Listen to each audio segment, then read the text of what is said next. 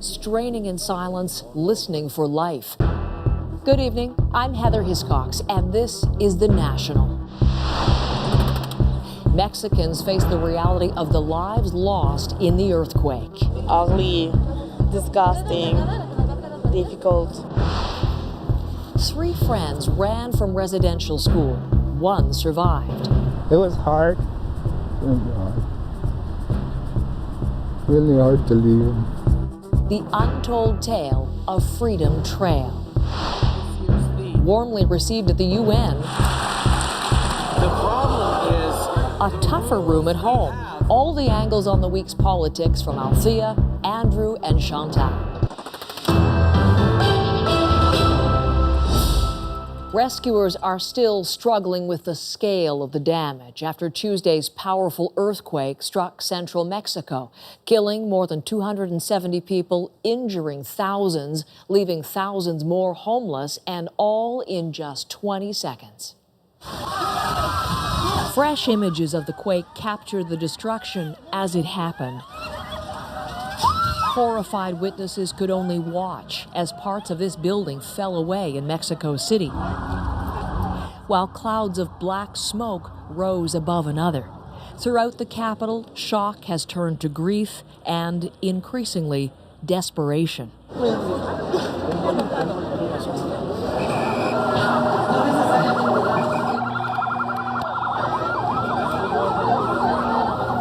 Yet elsewhere, there is joy. As people are found alive against all hope. So far, at least 50 people have been rescued from the rubble. Efforts continue around the clock to save more, and help is pouring in from around the world, help that is sorely needed and will be in the days and weeks to come. Mexico's president says there could be survivors in at least 10 collapsed buildings in the capital. But one frantic rescue effort in particular captured the world's imagination. Kim Brunhuber is in Mexico City with that story, which had a major twist today. Here, outside the ruins of a school, a fist became a sign of hope. The raised fist, a signal to everyone to be quiet. Rescuers are listening, hoping to hear from someone trapped beneath the bricks and cement, believed to be a 12-year-old girl, Frida Sofia, possibly surrounded by several other classmates. And so, knowing children were down there, the rescue efforts became almost frantic. A grocery cart convoy of tools. Men hoist heavy beams to stabilize the debris. Volunteers line up to help, some traveling here from neighboring Mexican states. Other search and rescue crews come from as far away as Japan, Israel, and Germany. But Alejandra Anaya has personal connections to the tragedy. You have friends at the school who died? Yeah, kids, brother of my friend died, your sister too. So ugly, disgusting, difficult. She didn't have a hard hat, so she brought her bike helmet, hoping she could help dig. The search for Frida, she says, galvanized a nation. This effort seems to be a symbol of that spirit. United, all Mexico are united with us, the world are united with us. This ER nurse, who's been on the scene since yesterday, says it's emotional to see so much unity between Mexicans to help these kids, she says, that God willing are still alive. But early this morning, a hint of the confusion that has plagued rescue efforts. At 3 a.m., government officials called parents to come here and register their kids as alive or still missing. But this mother says when they showed up, no one was here. Muy buenos días. And then the shocking revelation, an update from the Mexican Navy, which now says there is no Frida. Con el nombre de una niña. They announce all the children, dead and alive, have been accounted for. The person who may still be alive in the rubble is an adult, not a child. Enrique Caraveo had hoped to help rescue one of the school children he knew. Now that won't happen. But, he says, they shouldn't forget the kids who did make it out. They have psychological problems because they saw how their fellas were dying, and that's the worst part of it. For those who've been digging for Frida since Wednesday, a telephone pole becomes a bed. No more children to rescue. But if someone is still down there, they won't stop. As long as fists are still raised, there's hope. Kim Brunhuber, CBC News, Mexico City. Hurricane Maria is currently brushing past the Dominican Republic. But yesterday, as a stronger storm, it pounded Puerto Rico. And today, islanders there saw the full extent of the damage. Paul Hunter has the latest. As Puerto Ricans emerged today from wherever they'd taken shelter, it was to a changed place. Hurricane Maria had left parts of the capital deep underwater, and those who lived there in a kind of stunned daze over what's left of their island and their lives. Maria's ferocity was almost unprecedented, uprooting trees, even snapping them, thrashing, and in the end, splintering, it seemed, practically all in its path. Now, whether it be submerged streets, toppled trees, or fallen concrete, it's shocking. It's really devastating. Puerto Rico is a wreck. Puerto Rico was absolutely obliterated. Puerto Rico is in very, very, very tough shape. Their electrical grid is destroyed. It wasn't in good shape to start off with, but their electrical grid is totally destroyed. The White House today declared Puerto Rico a disaster area. For the U.S. territory, it frees up federal money for aid and relief work. And already, the message from faraway New York, home to hundreds of thousands of Americans of Puerto Rican descent, aid workers there are set to deploy the moment the Puerto Rico airport reopens. The city of New York is ready to support the people of Puerto Rico. My message to all Puerto Ricans is New York City stands with you, and we will be there to help. But the sobering truth is, no one yet even knows the full damage inflicted by Maria. These images are from San Juan, but dozens of other communities across the island remain isolated without even the ability to call for help. Cell service is weak, drinking water is being rationed, and some say it could be months before power is restored. Meanwhile, Maria rages on. These are some of the first images from the Dominican Republic.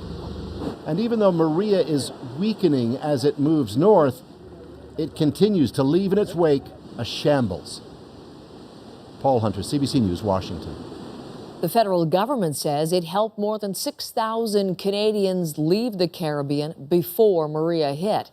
But others stayed and tried to ride out the storm. Now, more than 200 Canadians want help getting back home.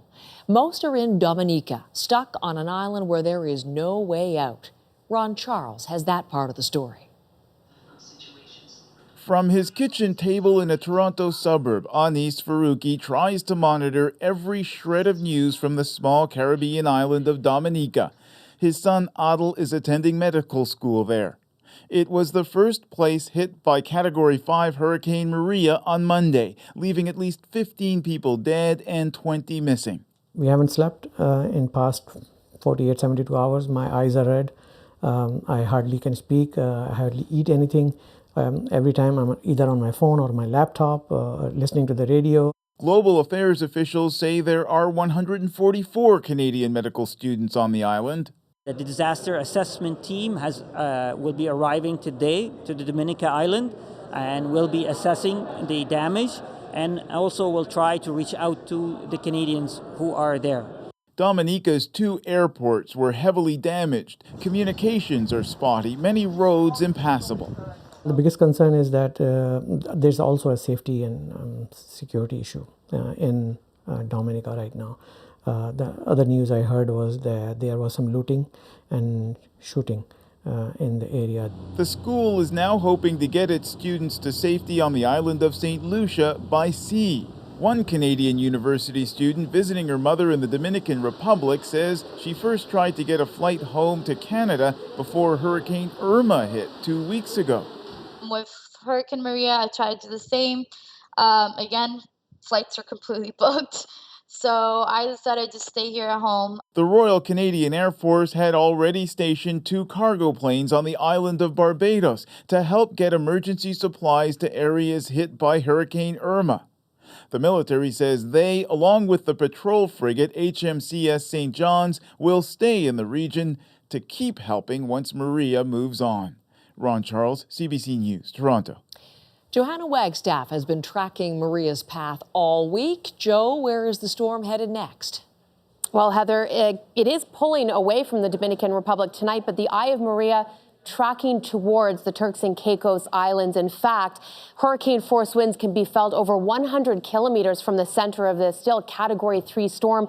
So hurricane conditions being felt across Turks and Caicos and eastern Bahamas overnight tonight into Friday morning. But the forecast track does keep it to the east of the island, so the most dangerous side of the storm will be away from the islands, still looking at very heavy rainfalls and strong winds before the storm takes that northwesterly turn. And over the next 5 days, Heather, Maria will continue to weaken as it stays offshore, although the Canadian Hurricane Center watching the 7 to 8 day forecast very closely. Canadian impact still not ruled out.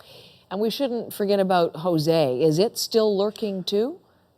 Heather, it is still spinning off the east coast, off the New England coast. And I'm just showing you some long-range models for Maria. What Maria does in the long range, including Canadian impact, really impacted by what Jose is doing tonight and over the next couple of days as it continues to basically sit stationary. It's either going to steer Maria away or towards Canadian waters. Jose, though, still bringing rip currents and heavy rain to the New England area and still supplying moisture to parts of Atlantic Canada tonight. But it's basically at a standstill. It'll continue to weaken, and we'll be watching that closely for Maria as we head into the week forecast. Heather? Johanna, thank you very much. Johanna Wagstaff tonight. We are getting reports about a surprising turn of events at a Canadian airport tonight. 2 people accused of arranging the murder of a BC woman in India were apparently taken off a plane just before they were to be extradited. Jassi Sidhu was killed in 2000 after secretly marrying a rickshaw driver. Sidhu's mother and uncle were accused in her murder. India requested their extradition, and after a lengthy court process, the Supreme Court of Canada ruled to grant that request. That extradition now appears stayed.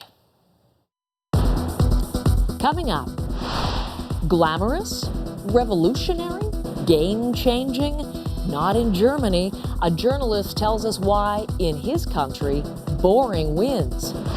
And selling service. They'll tell you that you need more maintenance than your car actually needs. David Common looks under the hood of car dealerships. Donald Trump ordered further sanctions against North Korea today, but he indicated he still believes there is time for diplomacy and in de-escalating the tensions between the two countries. The order enhances the Treasury Department's authorities to target any individual or entity that conducts significant trade in goods, services, or technology with North Korea. Trump's order did not include China, but Trump praised China's central bank for ordering its entire banking system to stop providing financial services to North Koreans and to end all business with North Korea. On Tuesday, Trump warned Kim Jong-un in his UN speech that if threatened, the U.S. would totally destroy North Korea. Justin Trudeau did not address North Korea in his speech today before the UN General Assembly. Instead, he chose to talk entirely about Canadian domestic issues. A strange move, perhaps, for a leader seeking to magnify Canada's image on the world stage and gain support for a Security Council seat. But as David Cochran reports, Trudeau defended his decision. It's his second time speaking to the United Nations General Assembly. 1 year ago, Justin Trudeau boasted to the world that Canada was back. The Assembly will hear a statement by His Excellency Justin Trudeau. Today, he admitted to the world that Canada is flawed. For Indigenous peoples in Canada, the experience was mostly one of humiliation, neglect, and abuse. Trudeau briefly mentioned this in his UN speech last year, but this time he put the global spotlight on a great domestic shame. From the historic sins of the residential school system to the modern failures of poor living conditions. There are, today, children living on reserve in Canada who cannot safely drink, bathe in, or even play in the water that comes out of their taps. To the seemingly endless tragedies of Indigenous youth. There are Indigenous parents in Canada who say goodnight to their children and have to cross their fingers in the hopes that their kids won't run away or take their own lives in the night. Trudeau told the world that Canada has repeatedly failed, but promised to do better. And though this path is uncharted, I am confident that we will reach a place of reconciliation. It's rare for a world leader here to focus so heavily on a purely domestic issue. But Trudeau says it was necessary if Canada was going to be credible on the world stage. A number of times in conversations over the years when I have suggested that certain countries need to do better on their own human rights, on their own internal challenges, the response has been, well, tell me about the plight of Indigenous people in Canada. I think it's time that we actually stood up and took responsibility for the terrible mistakes of the past. Being credible on the UN stage is a key part of Trudeau's agenda, especially since the Prime Minister is campaigning for a seat on the Security Council. But while Trudeau wants a seat at the UN's big table, he was silent on the big issues that dominated the General Assembly. His speech made no reference to North Korea, and Canada still hasn't delivered a firm commitment on peacekeeping. David Cochran, CBC News, New York. The commissioners heading the inquiry into missing and murdered Indigenous women and girls say they will almost certainly need more time to complete their work. They appeared before members of Parliament this morning with many of the questions focused on the delays and tensions that have dogged their work. The commissioners expressed frustrations about government bureaucracy and procedural rules that they say are slowing things down. Security checks. Our staff require secret and top secret security clearances. That takes time. In the private sector, we wouldn't be facing that sort of restriction. Buller also admitted the inquiry's communications with families have been lacking, but says improvements are being made. Thanks to the courage of survivors, Canada has come closer to learning the full horrors of residential schools, but new stories are still emerging. In 1972, an 11-year-old boy arrived in Tuktoyaktuk, hungry, cold, and alone. 4 decades later, he speaks about how he got there and who he left behind. To the CBC's Hillary Bird. Sitting on a wooden bench in a downtown park in Vancouver, Bernard Andreessen takes a moment, and then he begins his story. You know, it's just like yesterday, you never leave me. It's a story that's taken him 44 years to tell. It began in 1972 in Inuvik, an Arctic town just below the tree line. There, at 6 years old and more than 100 kilometers from home, Bernard found himself in a residential school called Stringer Hall. He says he was often beaten or forced to stand in the corner for hours until he would collapse.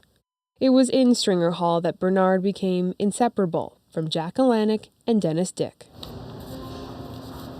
A few times we wouldn't bother going back to Stringer Hall when we were supposed to go back. Then we'd stay out late and sneak back in. One day in June 1972, when Bernard was 11, the three snuck into their supervisor Annie's room and stole a pack of cigarettes. They were pretty scared.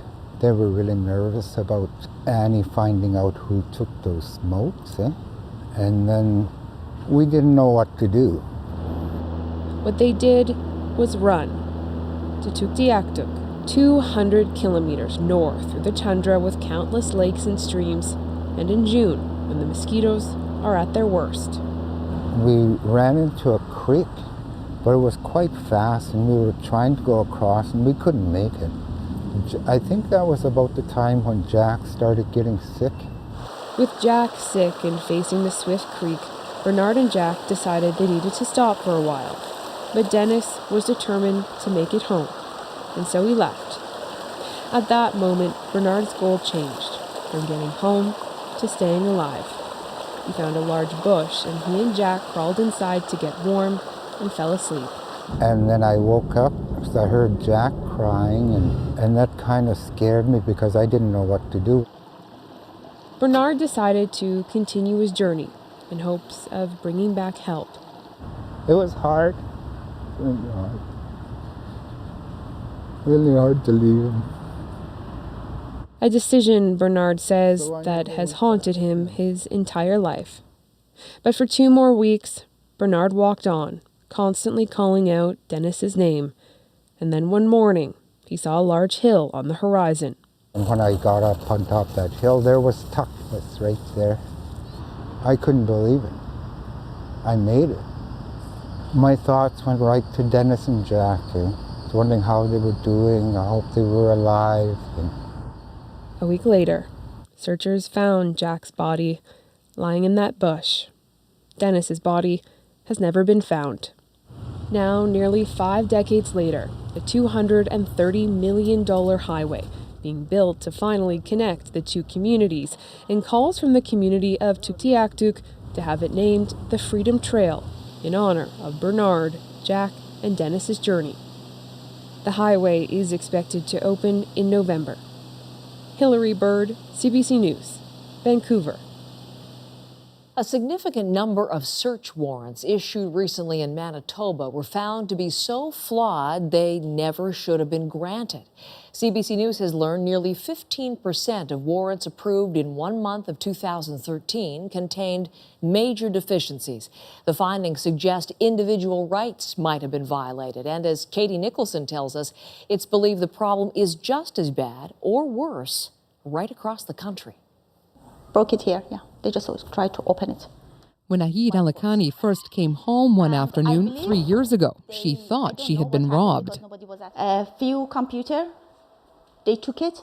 Turns out it was the police who had been there, executing a search warrant. At first, I was very shocked and I was so scared.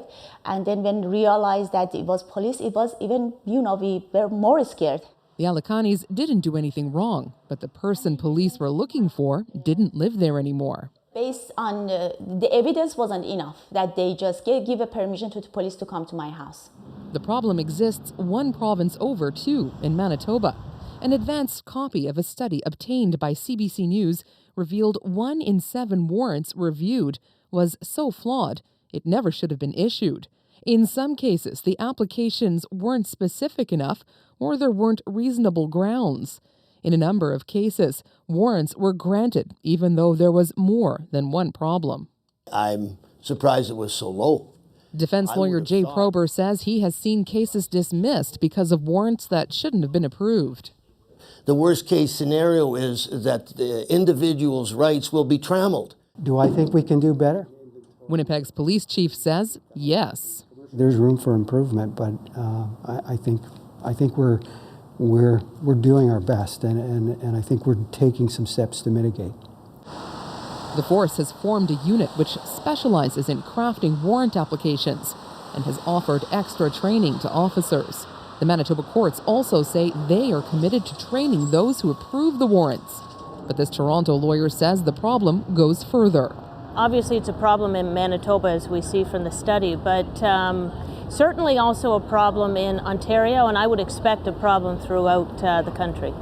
The last time a study like this was done was nearly 20 years ago in Ontario. It found more than half of all search warrants were so flawed they never should have been approved. Now, many are asking whether it's time for a nationwide investigation of search warrants. Katie Nicholson, CBC News, Winnipeg. Having car trouble? Before calling the dealership, you'll want to hear what Marketplace found out.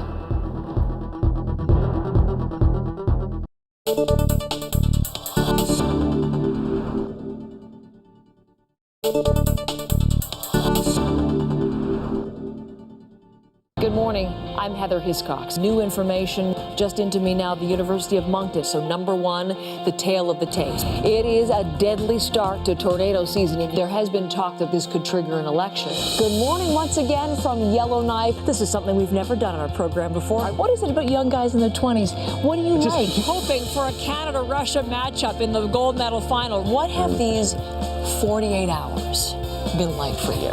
You rarely do interviews, I know, so I'm particularly thrilled. There isn't a Coast Guard icebreaker on the way to break them free. You know, you touched on something that so many Canadians have said, didn't necessarily agree with his politics, but I sure would have liked to have sat down and had a beer or 2 with him.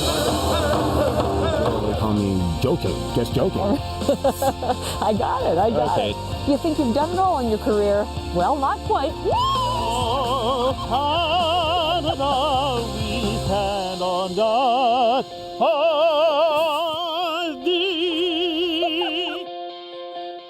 that was fun, wasn't it? All sorts of memories from across the country, around the world, memories and hairstyles and hats and the whole rigmarole. Well, live in the next commercial break here, I'll be taking your questions. You can ask about anything you saw just there. You can ask about my normal gig, which is, of course, the morning show, Morning Live on CBC News Network from 6 until 10 in the morning.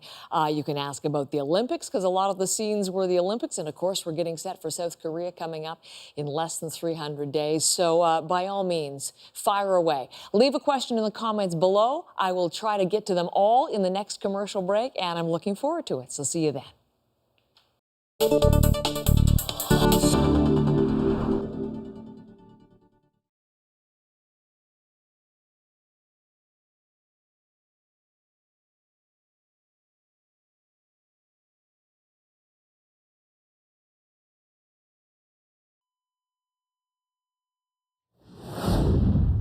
Toronto police are looking for a footloose fake cop. The uniformed man in this video, taken last Saturday, apparently tried to direct traffic while dancing. But it seems he has no apparent talent for the work because he actually caused a traffic accident. Nobody was hurt, but police would like a word. As the last full day of summer wraps up, Canadians got wildly different weather today. This is what Jasper National Park looked like today. As much as 35 centimeters of snow fell. That's not unusual for September. The temperature is expected to be closer to the seasonal norm tomorrow. Now, snowy Alberta was a far cry from steamy Ontario. Humidity in Toronto made it feel like it was well into the 30s today. But that heat was dangerous and caused a tragedy. Toronto police say an infant died after being left in a car. Rescuers broke the windows to get the baby out, but it was too late. One person is in custody. As vehicles get more advanced, fewer people understand how they actually work, and that means needing to trust that dealerships are above board when it comes to expensive maintenance and repairs. That's not always the case. A marketplace investigation has found some Canadian drivers are being taken for a ride. David Common reports. Margins on car sales have become so slim that many dealerships now make more money on service and repairs than on new and used car sales combined. You booked in for a peace of mind inspection, check your brakes. What you may not know is that service advisors don't have to be mechanics, and the more they sell you, the more they can often make. Lucas Lung learned it firsthand in his years as a service advisor. I would say 90% of these dealerships do work by commission. When you're a service advisor, you are a salesperson. This is how you make your living, right? So you have to upsell them. They come in for an oil change, you're upselling somebody. Holy cow, $1,200. Marketplace heard many complaints from across the country, so we ran a series of tests. An expert Hi, nice to meet you. pre-inspected this woman's car, then we asked a dealership for their diagnosis. It came by phone, get the brakes done. So what he was suggesting is to replace the rear brake drums and the brake shoes. With parts and labor, it'd be about $621 plus tax. Wow, is that something that I can think about? But our expert rejected that. When I had the drums off, everything looked perfectly normal for that age of brake. Not only did the dealership recommend service that wasn't needed, they also failed to mention something that was. The largest recall in automotive history, the car's potentially defective airbag. What does the law say about a repair shop telling you you need to do something before you need to do it, or you don't even need to do it at all? Repair shops cannot offer services that aren't needed. Harry Malley is with Ontario's government watchdog. They can't mislead you if it's a service that's not needed. They can't be like, this is needed to fix your car. What is the range of your power to penalize? If someone is found guilty, the penalty can range from a fine to jail time potentially. Every year, provincial governments get complaints from consumers about unfair practices at repair garages, but the allegations are hard to prove. Best advice? Look at your owner's manual. See what it suggests for service. David Common, CBC News, Toronto.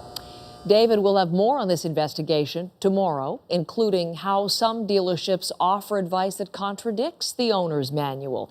That's on Marketplace, Fridays at 8 p.m. on CBC TV. Facebook says it is making political advertising on its site much more transparent. We can't prevent all governments from all interference, but we can make it harder. We can make it much harder. Mark Zuckerberg says Facebook recently found evidence that Russian groups set up fake accounts and posted 3,000 ads during last year's U.S. election. The company is sharing details with investigators looking into Russian meddling in the campaign. Zuckerberg says in the future, all political ads must carry disclaimers about who made them and who paid for them. And Facebook will review ads more thoroughly before they're posted. There is a lot still ahead tonight, including viewpoints. The opposite of your charming Justin Trudeau. Why Justin Trudeau's charm wouldn't get him far in a German election. And speaking of Trudeau, At Issue has lots to say about today's UN speech. But first, let's check today's business numbers. The TSX gained 65 points. The dollar decreased slightly. In New York, the Dow lost 53 points, and the price of oil edged down 14 cents a barrel.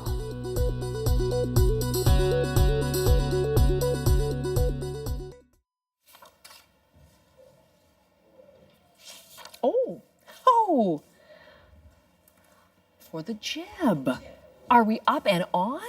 We are up and on already. Let me find your questions. Hello, I'm Heather Hiscox. You're watching The National, and this is our commercial break before we get back to our At Issue panel. And if I find out where I need to be on my phone, I can answer your questions. I'm actually going to put on some glasses because this is very small print. But thank you for joining us. These are cheaters. Anyway, let me get to your questions so I don't keep you waiting. I do not. Oliver Bishop wants to know, how many hours do I work in a normal day? This is not a normal day, Oliver. I'm actually just filling in. So I normally host a CBC Morning Live, and I get up at 2:30 for that. I'm in for work around 3:30. I leave the office around 11, have a little bit of personal time in the day, and then go back at the end of the day to do about, I would say, 3 hours minimum in the evening to prepare for the next day's show. Today, a little exceptional in that I went home, had a nap, came back in for about 3 o'clock, and I'm doing the show tomorrow morning as well. So I'll get a nap between now and tomorrow morning. It could be a long day tomorrow. Anyway, let me see. Jackson Lucas Clemenhaga wants to know, what's the one place that I've never been to that I would like to report from? That is a really good question. And you know, it's really timely right now, taking a look at the natural disasters that we're covering. I've always wanted to cover both a forest fire and a hurricane. Not so much an earthquake, although those are obviously poignant stories as well, but the stories of the force of nature, and to see those as they're playing out and the aftermath, those are stories that I would love to cover and have not yet in my journalistic and reporting career. Thank you for your question. Let me see. Petite Cocotte. Hello, Petite Cocotte. What is the most difficult day in my CBC News career? The most difficult day. That probably would have to do with some of the stories I've covered of tragedy in smaller communities in this country, the kind of story where the whole community is just racked with grief. So I think of things like Bathurst, New Brunswick, where a school bus carrying the high school basketball team went off the road and virtually everybody on that bus was killed, the whole community mourning.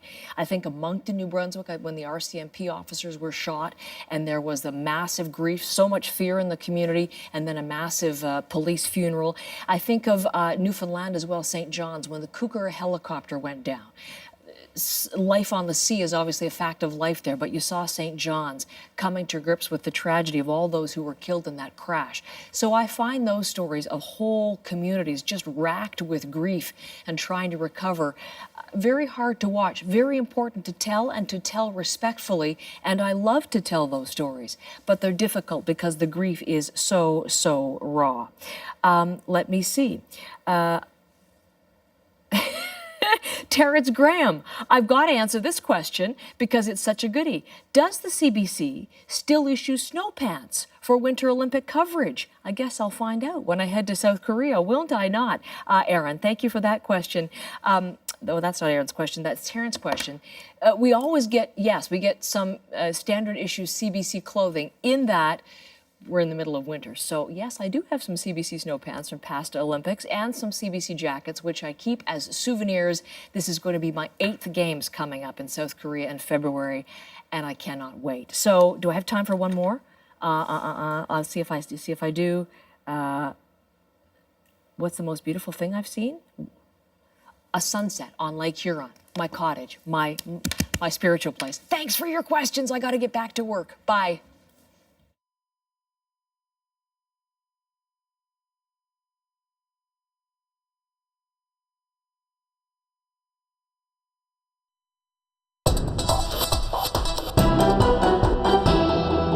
Indigenous women live in Canada a life that includes threats of violence so frequent and severe that Amnesty International has called it a human rights crisis. That is the legacy of colonialism in Canada. That was the Prime Minister addressing the UN General Assembly this afternoon and laying bare Canada's historic troubled relationship with its Indigenous peoples. Between that speech today and Parliament's return on Monday, there's lots to talk about. An at-issue is here. Althea was at the UN for Justin Trudeau's speech. She's still in New York tonight. Chantal is in Montreal. Andrew is in Toronto. So last year's speech trumpeted Canada is back. This year seemed to say Canada is bad or has been bad, but we're doing better and we hope that things can get a whole lot better in the near future. Althea, let me start with you because you heard it in person. What did you hear in the speech and what did you see in the room in terms of response? Well, it was a pretty packed room, actually. There were a couple of people taking selfies of themselves with the Prime Minister in the background. The Russian delegation was out in full force. The Americans only had about 3 people there, but it was mostly he had a slot in the middle of the day, and so typically the people who are speaking after him tend to be in that room. So it was pretty packed. I don't know that it was anything beyond the fact that this is a timetable and there's a curiosity with Mr. Trudeau, like his press conference was packed as well. But with regards to the speech, it was a very inward-looking speech. He even talked about the tax changes that he wants to bring forward in Ottawa. He talked about the Canada Child Benefit. And yes, he did talk, interestingly enough, kind of like airing Canada's dirty laundry on the world stage, about the relationship with Indigenous people. But he didn't talk about the things that you would expect a leader of the government to talk on the foreign stage. He didn't mention peacekeeping. He didn't talk about Venezuela. He didn't talk about North Korea. He didn't talk about even climate change in a way of addressing the concerns that other leaders who took the stage before him had raised. Okay, so let's come back to some of those in a little bit more detail. I want to get Andrew's overall takeaway as well as you listened. Well, Althea is certainly right that some of it was for domestic consumption. I think a lot of it also, though, is a school of thought would contend, shall we say, that if you're running for the Security Council seat and you're trying to impress upon the collection of mostly third world dictatorships in the General Assembly, how sensitive you are to their concerns, it wouldn't hurt to show that, we have sins as well, and we understand that not everybody can live up to their ideals of human rights, etc. So it may be that by dwelling at such length on some of our worst past and perhaps present indiscretions, or whatever the right word is, sins, that they would let those states know, we're not going to be too judgmental about you, we're not going to be too high and mighty, we're not going to be too holier than thou. And that may be an effective message. I guess for some of us, you would say, are we that concerned about getting a Supreme Court, a Security Council seat, that we're going to put to one side some of our traditional interests and values and not talk about some of the things that we might have talked about in a General Assembly address? Okay, and Chantal, as you listen, what stood out for you? Well, I don't think Justin Trudeau needs to talk about climate change at the UN for people to know where he stands on that. He's gone to a multitude of conferences and signaled that he was different from his predecessor and engaged. I think there was, on top of the people waiting to speak, a lot of curiosity about what he would have to say, in part because he is next door neighbor to Donald Trump, and in part because he is a celebrity. I'm not sure that I agree that it is to talk about domestic issues or indiscretions for Canadian Prime Minister to talk about Canada's relationship with First Nations. This is an issue that has surfaced again and again at the UN, almost always because Canada's First Nations have brought their case there and usually gotten a hearing, and Canada has always played defense. So I think for many followers at the UN of Canada, this was a fresh approach and a very different speech from what they had heard in the past. In terms of strategy, though, because again, Althea, you've seen in person some of those sideline meetings, and you've seen the kinds of informal campaign going on for this coveted Security Council seat for 2021.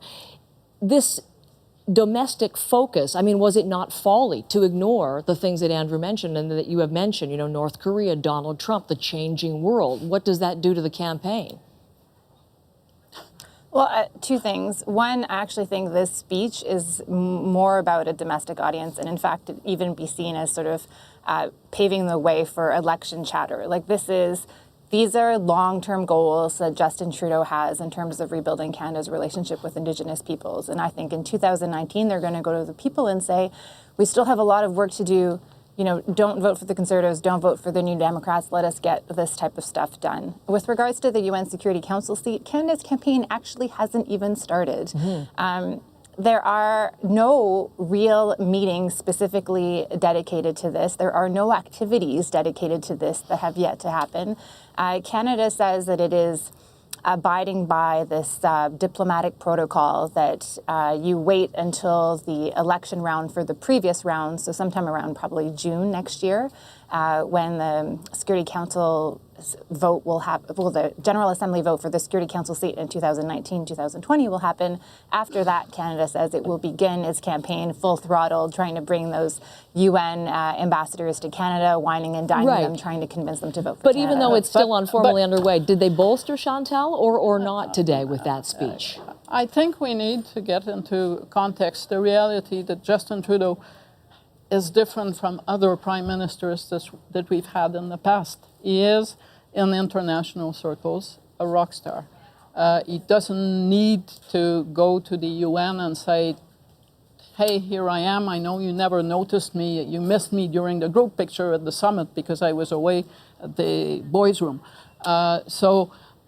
He also has very good relationships. This is a country that today had a trade deal that was ratified with the European Union, something that is bound to be noticed.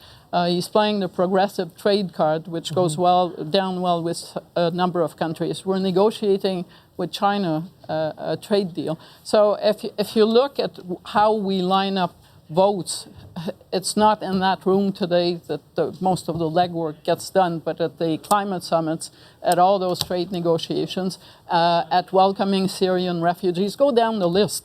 And I don't think that you can look at that speech and say, oh my God, our campaign did not get off well today. No, I'm not saying that. I mean, certainly Justin Trudeau has a reputation worldwide, and certainly much of the campaigning for the seat will take place in back rooms, absolutely. But I don't think we can divorce the opportunity of speaking to the General Assembly who will vote on this from the campaign. I think that would be foolish. As I say, I think it may well be helping the cause. I just wonder at what cost. I'm not sure that the prize is worth the gain. A seat on the Security Council is a great, bragging right. The actual effectiveness of either the Security Council or Canada's seat in it is another matter. Chantal? But what interest would you have wanted Canada to advance today on that stage? Well, it's not just interest, it's also values. It's also playing a part. If you're going to go on the world stage and not talk about the events that are actually happening on the world stage, then you are, it's not the end of the world, but you're passing up an opportunity for the very thing that supposedly we're there to do, which is to influence events and to influence the debate. And last word to you on this, Althea. I was just going to say, I agree with Andrew on this. I think that if you're going to tell the world that you want to have a louder voice, maybe you should tell them what that voice actually is, and we haven't done that. Okay. A lot of things to talk about, but I want to talk about what we're going to find out next Sunday. That's when we learn the results of the first round of voting in the NDP leadership race, of course. The week began with the candidates showcase, and again, to remind, there are 4 in the running. Nikki Ashton, Guy Caron, we also have Charlie Angus and Jagmeet Singh. Chantal, how is the race looking to you in these final days? To me, it looks like Jagmeet Singh has captured a lot of media attention and some very significant caucus support and earned a lot of attention. including in Quebec, where, as you know, he was attacked by the leader of the Bloc Québécois for being a turban-wearing Sikh. And the assertion by Martine Ouellette is that this is the radical religious left that is trying to impose its agenda on Quebec values. I think the Bloc Québécois actually wants Mr. Singh to win the leadership because they believe, rightly or wrongly, that they can score off points off the NDP on that. But I also think that those attacks actually helped Jagmeet Singh with the NDP base. So let me just jump in and play for everyone in case they missed those comments from Martine Ouellette. Here she is saying essentially that he is too religious for Quebec. Here's part of her news conference. Actually, it's not the turban itself. It's what it means. In Quebec, what we decided in the 60s, and it's a long time ago, we decided to separate religion and the state. And that's really important for us. So, Althea, can that work for Jagmeet Singh? Does it mesh with the progressive social democratic values that are being talked about there? Can he sell in the province? Well, his response to that is that he is convinced that he can convince Quebecers that he shares their social democratic values. And he's had really nice things to say about Guy Caron, the only Quebec MP who's in the leadership race, who actually raised the whole Bill 62 question with regards to Quebec and identity and whether or not the NDP should intervene or condemn the province's National Assembly if it voted on legislation that a lot of the NDP base would feel is basically racist. His response to that, similarly to his response to the viral video, have done nothing, I think, but help him. I wholeheartedly agree with Chantal on this. And the best thing that happened for Martine Ouellette on Monday, when actually I asked her that question, is that nobody was talking about Martine Ouellette or the Bloc Québécois either. And now all of a sudden people are mentioning the Bloc Québécois. So I think that she had a good day, and I think that he had a good day. And Andrew, last word to you on this, because on this particular point, but also just how important Quebec is for the NDP. I mean, certainly that was the orange wave building there for Jack Layton. Now support is dwindling for the party, some of the seats in jeopardy. How important is the province as a factor? Quebec is important to the NDP. The question is whether the NDP is important to Quebec. And I'm not sure that any of the candidates is really going to be able to set hearts afire in Quebec. You look at Guy Caron running as the candidate from Quebec. It's not as if he's taken the province by storm or produced a lot of new memberships, et cetera. So when you look at this, with Singh having, 47,000 new members, it is hard to see how anybody can catch him unless you get a kind of an anybody but Singh movement going amongst the other candidates, and we'll see whether that materializes. Okay. October the 1st, those first voting results. What a pleasure. My first at issue. Thank you for making it easy for me as I listen to you. Chantal and Andrew and Althea in New York. Thanks to all three once again. When we come back, don't have a vision. Don't be exciting. A German journalist's advice on winning an election.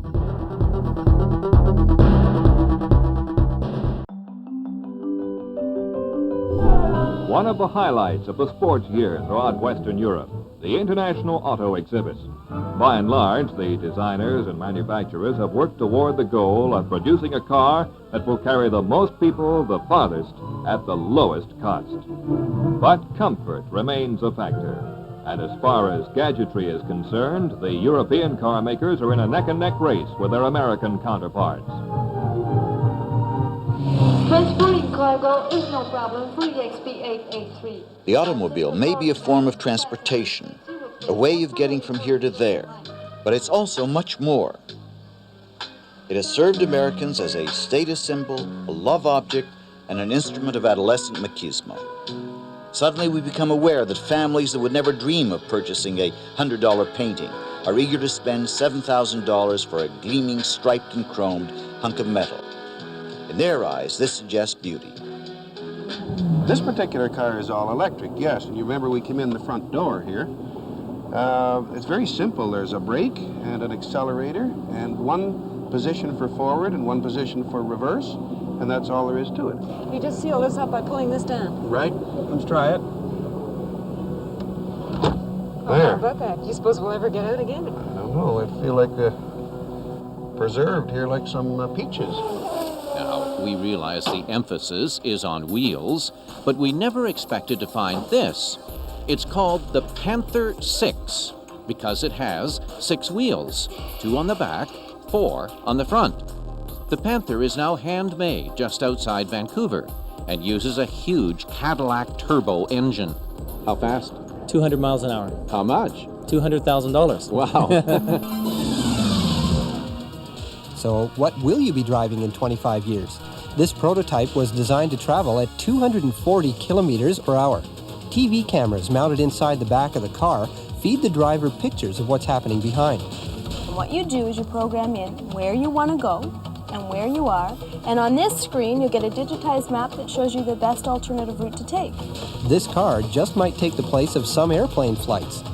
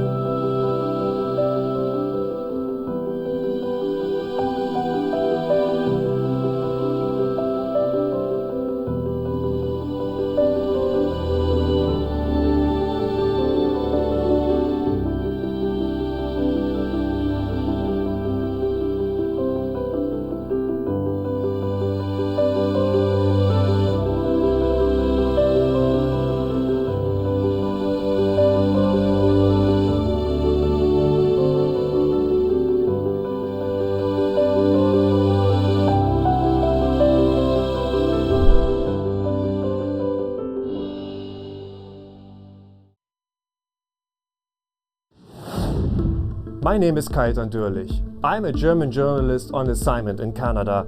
In 3 days, Angela Merkel will likely win the German election, and it's because she is boring. Perhaps the most boring politician you can imagine. So Canadians, what do you think about my country, Germany? Exciting cars? Being drunk at Oktoberfest? Unlimited speed on the Autobahn? But when it comes to politics, Germany is not exciting at all. Indeed, it's quite boring, and it is mostly because of her, Angela Merkel, Chancellor of Germany for 12 years already, and most likely for another 4 years after Sunday's election. Angela Merkel is not a charismatic politician at all, the opposite of your charming Justin Trudeau. Her speeches are rather tiring and uninspired, and in 12 years, she has shown no grand vision in her politics. But wait a minute, didn't Time magazine name her Person of the Year in 2015? The world celebrated her for letting hundreds of thousands of refugees come to Germany, most of them from Syria. Well, that's a global myth, wrongly reported many times. In fact, she did not let them in, she had no other choice. There are no border controls between countries of the European Union and no means of closing the borders. Turning back or shooting refugees just for crossing the border to Germany could never be an option. Merkel's lack of vision is in fact her secret weapon. It frees her up to simply react to current developments. Guess what happened after the Fukushima nuclear disaster in 2011? Overnight, Merkel changed her position on the dangers of nuclear power plants. And now, Germany is phasing them out. The same thing happened with gay marriage. She was solidly against gay marriage until political survival determined that she would better make it legal. But even though her political style is not very inspiring, most Germans want Angela Merkel to run for another 4 years. They certainly don't want an exciting leader like Donald Trump. He is always grabbing attention. And look at Europe and the countries that surround my homeland, Germany. Crisis and political radicalization everywhere, especially to the far right.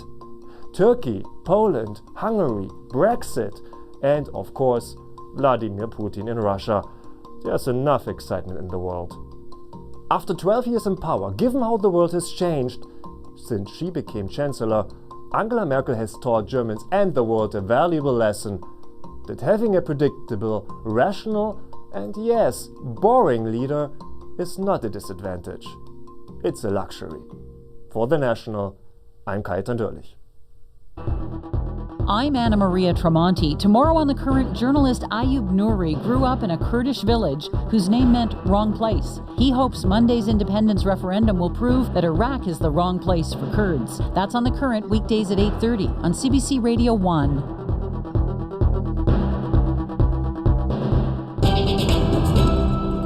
It's not fashionable these days to spend too much time or enthusiasm arguing that there are differences between men and women. We've spent a lot of time denying that any differences exist.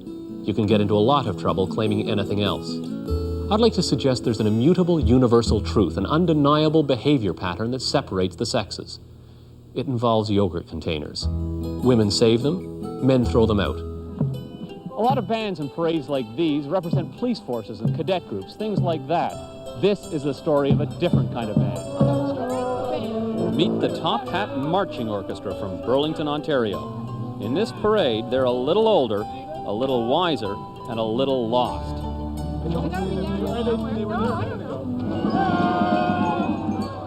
I've always been a little out of step with most of my colleagues who work in this racket called journalism. Most of my friends want to write for the front pages, want to chase the big stories. The stories I like best are the ones where there's no plot to begin with, no headlines, no news peg. One thing you learn when you poke around off stage long enough is that people love to talk. Another thing you learn is that if you stick around long enough, and you listen hard enough, everyone has something worth saying. I owe you next. Oh, okay. A Madagascar hissing cockroach. It looks like a beetle, or like a cigar, the end of a cigar. He's going to grow to be 6 inches, Peter, and you don't have to walk him. 6 inches, I know. All you have to do is name him and watch him grow. Get in there, you little hissing cockroach. Stuart McLean. Thank you very much. In Moose Jaw. You know, the great British statesman Winston Churchill once said that success is going from one failure to another without losing enthusiasm. But there's got to be a limit. I had a cow who couldn't learn her lines, a little girl who thought she was starring in a beauty pageant. The set wouldn't fit through the doors. Joseph was covered with scabs. And I was worried that I was coming down with the chicken pox. So when I'm writing, I'm always trying to take people to the place of laughter, but also to the place where laughter meets tears.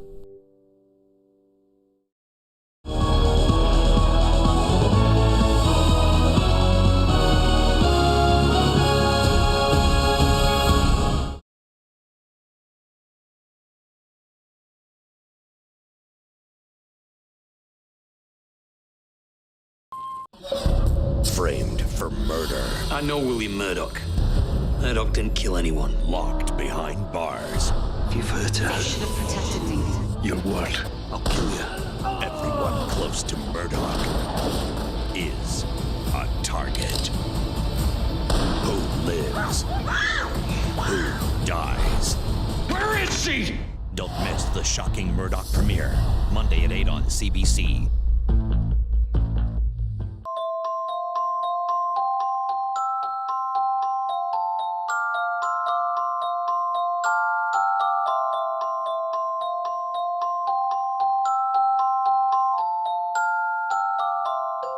This hour has 22 minutes, part of Comedy Tuesdays. Tuesday at 8:30 on CBC.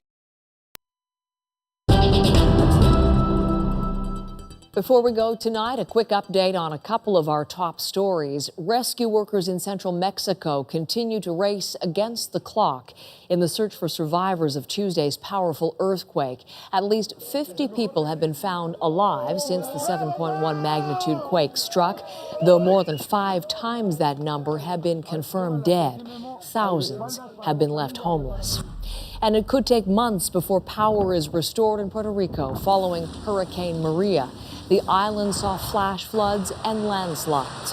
Tonight, the storm is passing by the Turks and Caicos and southeastern Bahamas. The hurricane is blamed for at least 19 deaths in the Caribbean. That's the National for this Thursday night. For news at any hour, you can always go to cbcnews.ca. I'm Heather Hiscox, and I'll see you again at 6 a.m. Eastern on CBC News Network. Thank you for watching.